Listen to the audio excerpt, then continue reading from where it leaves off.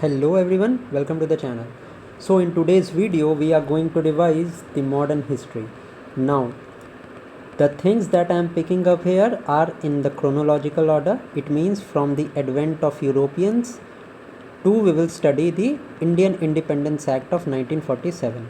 Now this video is solely for the purpose of revision and I am going to tell you the most important points regarding the modern history part.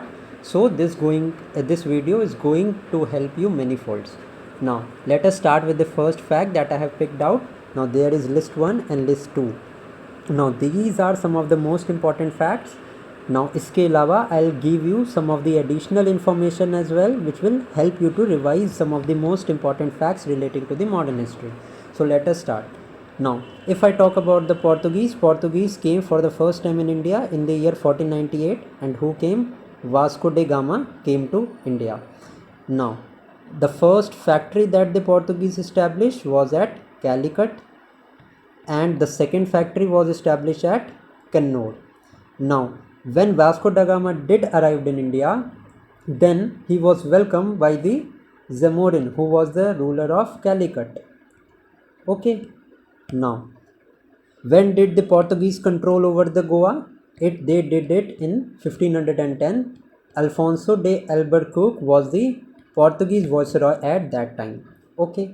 Now Portuguese built the first fort at Cochin in the year 1503. This is another important fact.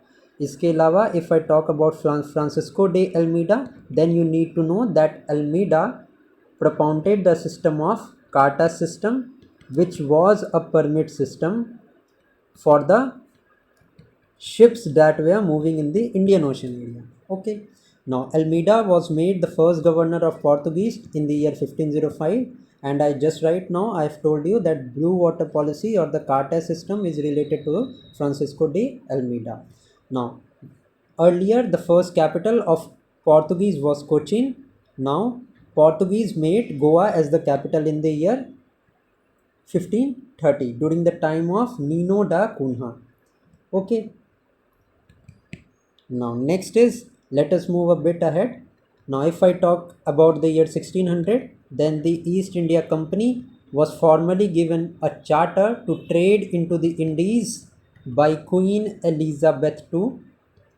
The charter was given by her and the contemporary Mughal ruler at that time was Akbar. Okay. So in 1600 this English East India Company was formed.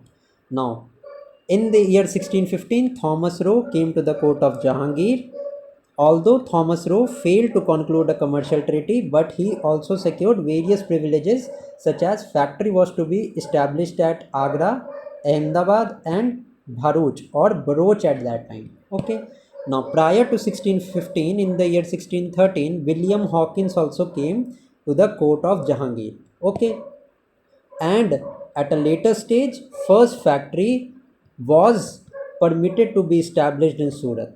Now the point here that I want to mention here is that the first factory of the English East India Company was established at Surat and simultaneously the second factory was established at Masulipatam.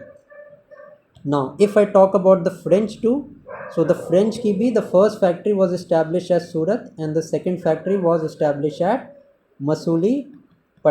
Now these facts you need to know. Now the year 1717 if we talk about, Farooq Siyar Farman is very much important as it is known as the Magna Carta for the East India Company, in which various trading privileges were given to the East India Company. Okay. The issue of Dastak was also there which was later misused. So this is a completely different manner. So issuing of Dastak was also one type of privilege that was given in the year 1717. Next important point is French East India Company was established in the year 1664. Now the company that came in India at last was the French East India Company. And if a question is asked about which was the first European company to come and last one to go, that was the Portuguese. I just right now I told you that Portuguese came to India in 1498 and they left India in 1961 after a military action was taken and Goa was seized from the Portuguese. Okay, let's now see the next important thing. Now, Battle of Vandivash is very much important, of the year 1760. Now, the Battle of Vandivash has its pretext from the Carnatic Wars. Now, the Carnatic Wars, you need to know that these wars were between the English and the French. Now, in totality, three Carnatic War were fought. The first one, the second one, and the third one. Now, if I talk about the first Carnatic War and the third Carnatic War, these were due to the European cause. European cause का मतलब है these were related to the matters of fight between English and French outside India. But the second factor was related to Carnatic, and it was an war which was fought due to indigenous regions, or the regions that were native to India. Okay, now the first war ended with the Treaty of Aix-la-Chapelle, and the third Carnatic War ended with the Treaty of Paris. Now this much information you need to know, and अगर आपको पता है तो it is well and good, आपका अच्छे से revision हो गया. Now, this Battle of Vandivash is related to the Third Carnatic War, where English and French ultimately fought, and English emerged victorious, and the French control over India ended. Now, the important point was you have to mention me in the comments that who led the English in the Battle of Vandivash or the Third Carnatic War, and who led the French. Okay, this you will tell me in the comment section. Now, three of the companies we have seen: Portuguese, English, and French. Let us now talk about the Danes East India Company. So this was established in the year 1616, and it was the only company which came in India for missionary activities or for propagating Christianity. Now, these Danes had nothing to do with the commercial interests that lied in India. Commercial interests were the main focus of Portuguese, English, and French. Danes generally they concentrated on the missionary activities. Okay, their main trading center was Srirampur at Bengal. Also in Bengal there was a place known as Hooghly, and this Hooghly was used as a base of piracy by Portuguese. Okay, now this video is solely for the purpose of revision, and I am telling you the most important points of the modern history. Okay, I hope you'll understand. Now, English and French, here I have mentioned, they both established their first factory in Surat, and the second factory was established at Masulipatanam. Okay, also the headquarter of Western Presidency of East India Company was at Surat, which was later transferred to Bombay when there were matrimonial alliances between the English and the Portuguese, when Catherine was the princess of the Portuguese king Henry II, whose name was Catherine, was married to the Englishman. Okay. Now, if I talk about the establishment, English East India Company was established in the year 1600, French East India Company was established in the year 1664, and Danes East India Company was established in the year 1616. So, the correct chronological order will be Portuguese came first, then came the Dutch, then the English, then Danes, and then the French at the last. Okay. I hope you have understood this. Now, Bahadur Shah I or Bahadur Shah I was known as Shah-e-Bekhabar. Okay. Now, this Bahadur Shah, now the king that was related with the revolt of 1857 was Bahadur Shah Zafar. Okay. Now, Queen Victoria announced the end of Mughal Empire on November 1, 1858. Now, this 1858, the Act of Good Governance was introduced. Act of Good Governance was introduced in the year 1858. Okay. Now, this Bahadur Shah Zafar, who was the epitome of the Hindu-Muslim unity at that time, who was made the leader of the revolt of 1857, he was ultimately defeated and he was sent to Rangoon. Now, the next thing is about the third battle of Panipat. Now, the first battle of Panipat, it was fought between Ibrahim Lodi and Babur, in which Babur emerged victorious. Now, in this case, we are talking about the third battle of Panipat that happened in the year 1761 between Marathas and the Afghan. Okay, the Marathas were led by Hemu. Now, 28,000 Marathas, including Vishwas Rao, Sadashiv Rao, was killed in the third battle of Panipat. Let us now see the next important thing. Now, the state of Rohilkhand, it was established by Ali Muhammad Khan. Now, a important thing that I'd like to tell you about the nerve center during the 1857 revolt. You can just revise it down. Now, in Lucknow, the 1857 revolt was led by Begum Hazrat Mahal. Now, in Bihar, it was led by Kuvar Singh. In Jhansi, the revolt was led by Rani Lakshmi Bai, who is also known as Jhansi Ki Rani. In Kanpur, the revolt was led by Tatya Tope. ठीक है. In Bareilly, it was led by Khan Bahadur. So these were some of the epitome places where the revolt of 1857 was held. These are the main places. ठीक है. Now, next important thing. Now let us talk about the post-Mughal period. Now in the post-Mughal period, after the decline of Mughal, ultimately Aurangzeb died in the year 1707, and after that a weak set of rulers came to play, in which Muhammad Shah Rangila was also one of them. In 1739, during his tenure, Nadir Shah invaded India. Okay, so a weak set of rulers were followed by the death of Aurangzeb, which ultimately led to the disintegration of Mughal Empire. Now, in the post-Mughal period, when the Mughal Empire declined, three types of different states were formed, such as successor state, independent state, and new states that were established by rebels. Now, if I talk about the successor states, there were three successor states, such as Awadh, Bengal, and Hyderabad. The state of Awadh was established by Sadat Khan or Bulanul Mulk. The state of Bengal was established by Murshid Quli Khan, and state of Hyderabad was established by Nizamul Mulk. Okay. Now, the independent state was established. One of them was the Rajput state. Another one was Mysore. The Mysore state was established by Hyder Ali, and later his son Tipu Sultan also took over took care of the Mysore state. ठीक है. Now a series of war were also fought by between the English. Four Anglo-Mysore war were fought, in which ultimately in the year 1799 Tipu Sultan died, and English ultimately took over the control of Mysore. Now new states were also established, such as Maratha, Sikh, and Jats, and you need to know that Maratha state was the only state which was able to fight the English East India Company at a very later stage also. Okay, this was the state that was able to protect its integrity for a longer period of time as compared to any of the other new states that were formed. Okay.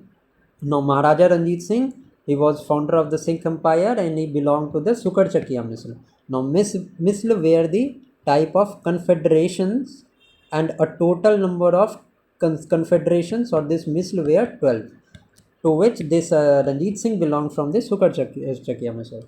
Now, who was the first Peshwa of Maratha Empire? So Balaji Vishwanath was the first Peshwa of the Maratha Empire. This you need to know. Bada Imbambara in Lucknow, it was built by Asaf-ud-Daula. This is related to the cultural aspect, so it is important. That is why I have mentioned it. Now the regional state of Travancore. Now the capital of Travancore was Thiruvananthapuram. Okay, and the leader was Raja Martand. Now Maharaja Martand played a very important role, and he patronized the Malayalam language. So the development of Malayalam language took place during the reign of Raja Martand. Now after Battle of Palasi, now this Battle of Palasi was fought from 23rd June 1757 between Siraj-ud-Daulah and Robert Clive, in which Robert Clive ultimately was the winner. Now two important facts related to this Battle of Palasi was who was made the Nawab of Bengal after Battle of Palasi. So the name was I'm just अभी मेरे उस पे था, skip हो गया बिल्कुल. Yes, Mir Zafar was made the Nawab of Bengal after the Battle of Palasi. Okay, now this treaty of Harinagar is related to the Battle of Palasi. This you need to know. Now in the year 1757 there was this Battle of Palasi, and the year 1764 there was Battle of Buxar. Now in this Battle of Buxar, Hector Munro led the English side. Hector Munro fought between the The Hector Munro fought versus the three different enemy. One was the Nawab of Bengal, who was Mir Qasim. Another one was the Nawab of Awadh, and the third one was the Mughal Emperor. Mughal Emperor at that time was Alamgir II, so he also fought, and the Nawab of Awadh at that time was Suja'ud-Dawla. Now these three fought against the English East India Company, in which the East India Company ultimately emerged victorious. Okay. Now Mir Qasim was deposed and a war was fought because it transferred the capital from Murshidabad to Munger. So this is a pretext of this Bengal area. Now after this Battle of Palasi, there was diarchy in Bengal. So the dual system or diarchy was introduced by Robert Clive, and it was ultimately ended by Warren Hastings. Now, after the Battle of Buxar, two different treaties were signed. That these two treaties were known as Treaty of Allahabad. Now, one treaty was signed with the Mughal Emperor, another one was signed with the Nawab of Awadh. Okay, so those treaties, that is Treaty of Allahabad, was signed in the year 1765 after the Battle of Buxar. Now, Hyder Ali, he died during the Second Anglo-Mysore War, that was from 1780 to 84, and the Governor General at that time was Warren Hastings. Okay, the Third Anglo-Mysore War, यहाँ पे भी आप note कर लेना. Third Anglo-Mysore War, it ended by Treaty of Srirangapatnam. ठीक है. Fourth Anglo-Mysore War, the Governor General was Arthur Wellesley, and title of Marquis was also given to him. Okay. Now these confederacies were also there, which were related to the Maratha kingdom. Holkars ruled the state of Indore, Gaikwad of Barodas, Bhosles of Nagpur, Sindhiyas of Gwalior, and Peshwas of Pune were the prominent ones. Now, Treaty of Salbai was signed in the year 1782, and it ended the First Anglo-Maratha War. Treaty of Bassein is also very important. This Treaty of Bassein was signed between Baji Rao II and the English East India Company. Now, Sindh was annexed during the tenure of Lord Edinburgh, the Governor General, who was there during the time of annexation of Sindh. Now, this year is important, and the Governor General at that time was the Governor General at that time, that is Lord Ellenborough, is also important. Now, another important fact that I would want you to remember was the system of forward policy. Now, this forward policy system was related to Lord Auckland, and it was also related to the area of Sindh. ठीक है. Forward policy was related to the Sindh. Now, this ring fence policy is related to Warren Hastings. Subsidiary alliance was related to Lord Wellesley, and the first state to accept this treaty, this subsidiary alliance, was the state of Hyderabad. Now, next is Mysore accepted this subsidiary alliance in 1799. Awadh accepted it in 1801, and Gwalior accepted in 1804. Now, this Treaty of Sagoli was signed in the year 1816, and it ended the Anglo-Nepal War. So, who was the Governor General at that time? So, Lord Hastings was the Governor General at the time of Treaty of Sagoli. Okay, and it is related to the Anglo-Nepal War. Now, the doctrine of lapse was related to Lord Dalhousie, and the first state was Satara to be annexed in 1848. Jodhpur and Sambalpur was annexed in 1849, Jhansi in 1853, and Nagpur in 1854. So the year is not so much important, but the states are that were annexed under the policy of doctrine of lapse. So Satara, Jodhpur, Sambalpur, Jhansi, and Nagpur, these are the respective states which were annexed.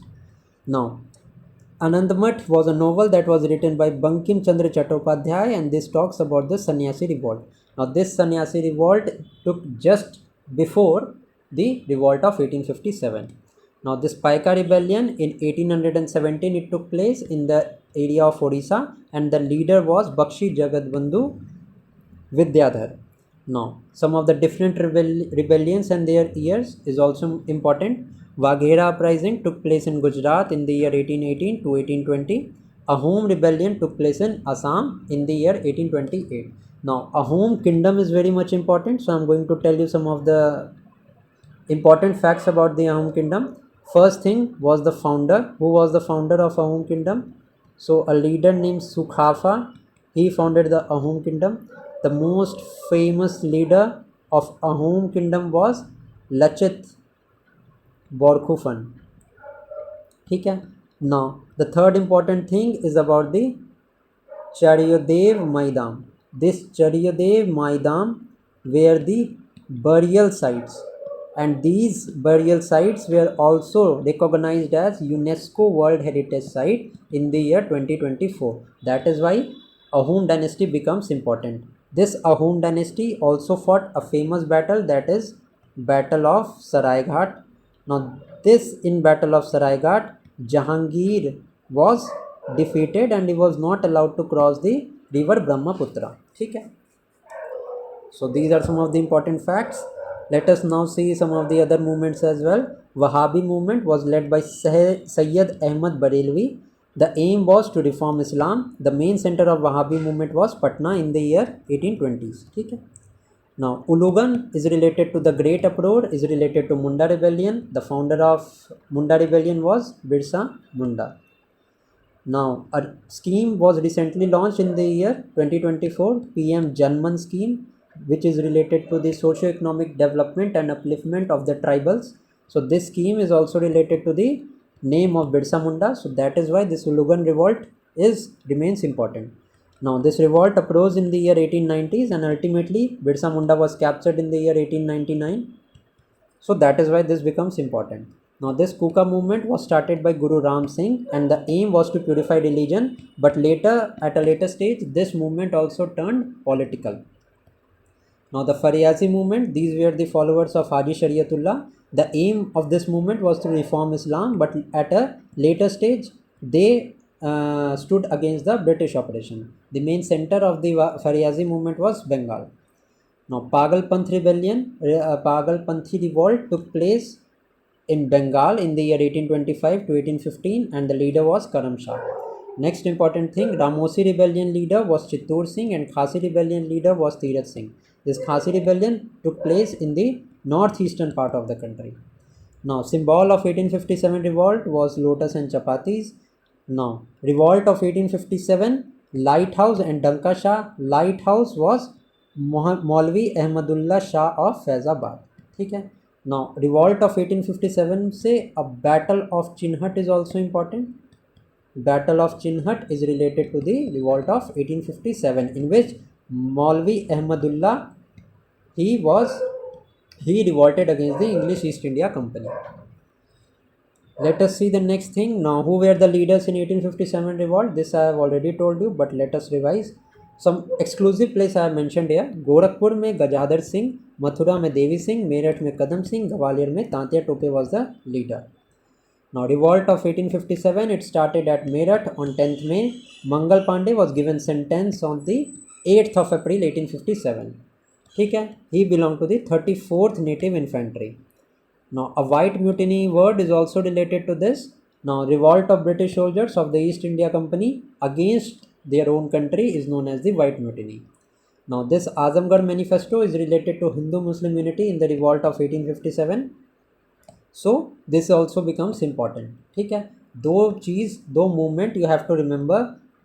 First one is just right now I have told you Battle of Chinhat is important, and the another one is Azamgarh manifesto, which is related to the 1857 revolt. Now if I talk about the different movements, this topic is about the socio-cultural movements.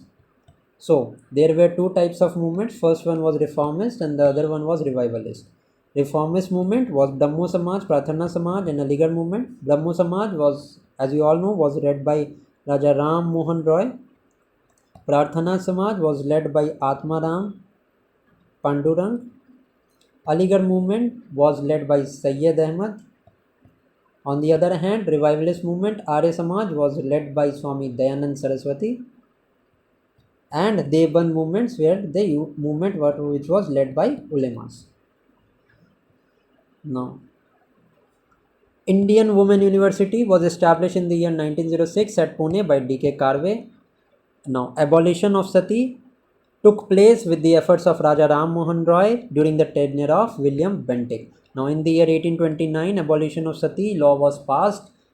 At the same time, it was passed in the year 1829, but it was later extended to Madras and Bombay in 1830.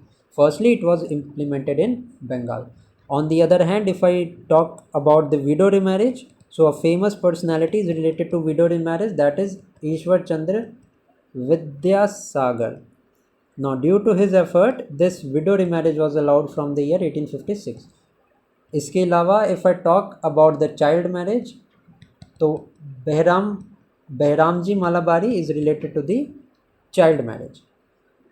Now, Mook Nayak was a newspaper that was started by B.R. Ambedkar. Now, B.R. Ambedkar is an important personality, and he also wrote some of the newspaper, and he also formed some of the organizations, such as Bahishkrit Bharat magazine was launched in the year 1927. All India Scheduled Caste Federation was launched in the year 1942. Bahishkrit Hitkarni Sabha was launched in the year 1724. ठीक है. Now, B.R. Ambedkar was also the chairman of the drafting committee, and the first sitting of drafting committee took place in the month of August. Okay. Now, self-respect movement was against the Brahmin. Who was the leader of the self-respect movement? His name was E.V. Ramaswamy Naikar, and this movement took place in South India. Who gave the slogan of one God, one caste and one religion? It was Narayan Guru. Now, Young Bengal movement was led by Henry Vivian Thoreau.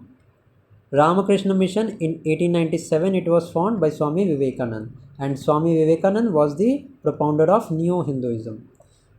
Just like that, some of the different organizations, different but important organizations. Dev Samaj was established by Shiv Narayan Agnihotri. Dharam Sabha was established by Radhakant Dev. Next in the line is Devban School was established in 1867 by Qasim Nanatovi. The school opposed the Aligarh movement, that was a type of reformist movement. Now, this reformist movement of Aligarh movement was led by Sayyid Ahmad, and he wanted to introduce the Western elements, the Western educational element to reform Islam. Okay, and this Deoband movement was the orthodox school which resisted any Western involvement in reforming Islam. That is why this Deoband school, it uprightly opposed the Aligarh movement. Okay. Now, Rehnumai Mazdanyaz Sabha was formed in the year 1851. It was to revive the Parsi society and re-establish the Parsi tradition. The leaders of this movement was Dadabhai Naroji and K.R. Kama. This Dadabhai Naroji also wrote and also gave the theory of drain of wealth. ये आपको पता होगा. This drain of wealth theory was given by Dadabhai Naroji. In addition to that, he also wrote a book that was Poverty and Un-British Rule in India. Now, Mohammedan Anglo-Oriental College was established in the year 1875 in Aligarh by Sir Sayyid Ahmad Khan. ठीक है. Who was known as Lokhitvadi? So, Gopal Hari Deshmukh was known as Lokhitvadi. ठीक है. Now, if I talk about the ancient medieval time, so who was known as Gulrukh? Gulrukh Sikandar Lodi was known as Gulrukh. ठीक है. Next is Singh Sabha movement. It started in Amritsar in the year 1873. Next in the line is Ahmadiyya movement. Now, Ahmadiyya movement was started by Mirza Ghulam Ahmad in the year 1889, and he considered himself as the incarnation of Hazrat Muhammad. Now, first political institution to be formed in India was Landholders Society in the year 1839 or 1838.